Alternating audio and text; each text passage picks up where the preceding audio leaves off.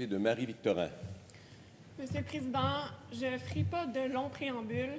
Je vais me contenter de rappeler à mon tour qu'hier, une 7e femme en 6 semaines est décédée aux mains de son conjoint. Elle s'appelait Rebecca, elle avait 29 ans et elle a été battue à mort. Ma question est la suivante.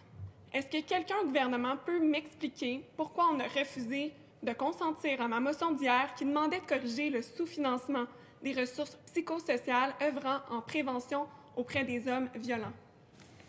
Madame la ministre responsable de la condition féminine. Oui, merci, Monsieur le Président. Merci à la collègue pour la question.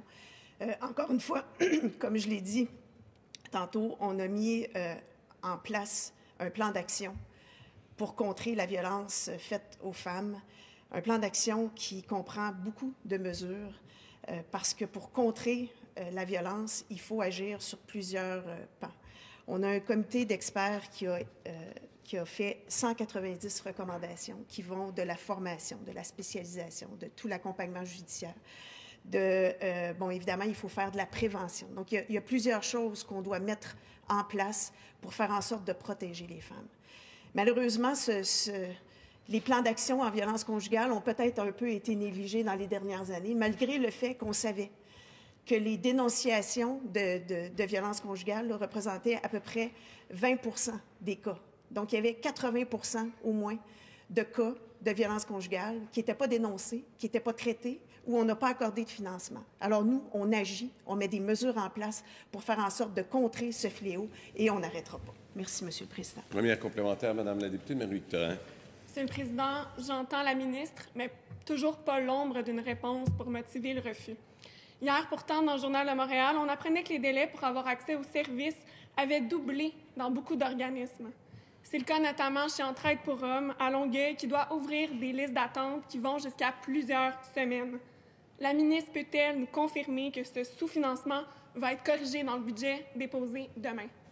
Madame la ministre responsable de la condition féminine. Encore une fois, beaucoup de mesures qui touchent beaucoup d'aspects. Il y a d'ailleurs dans le plan d'action un rehaussement du financement pour aider les organismes qui viennent en aide aux conjoints violents. Encore une fois, il y a beaucoup de choses sur lesquelles on doit travailler. Il y a des besoins immenses à tous les plans. On y travaille, on va continuer. On travaille avec les différents collègues, que ce soit à la sécurité publique, que ce soit à la santé, que ce soit à la famille et à l'éducation, parce qu'il faut changer les cultures. Donc, il y a beaucoup de choses sur lesquelles on doit travailler. 190 recommandations d'une part, 28 pour agir pour sauver des vies. Alors, on continue le travail, on ne lâchera pas. Deuxième complémentaire, Madame la députée de Marie-Victorin. Monsieur le Président, j'ai du mal à m'expliquer pourquoi le gouvernement ne veut pas s'engager. Pourtant, les groupes qui travaillent à responsabiliser les hommes violents nous le disent. Quand un homme lève la main pour demander de l'aide, c'est immédiatement qu'il faut lui en offrir, sans quoi on risque de l'échapper. Il y a aussi énormément de prévention à faire dans les écoles à un âge qui est critique, mais encore une fois, faute de ressources, les intervenants ne peuvent pas fournir. Je me demande si le gouvernement réalise réellement l'ampleur de la situation.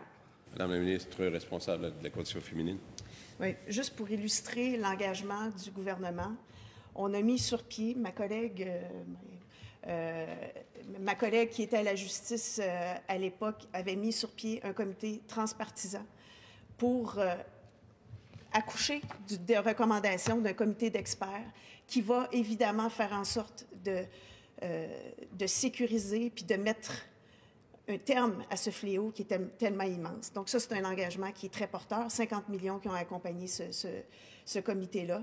180 millions qu'on a mis aussi pour contrer la violence conjugale. Donc, il y avait un plan d'action précédemment de 89 millions. Nous, on a ajouté 180 millions. Alors ça, je pense que c'est un grand engagement du gouvernement.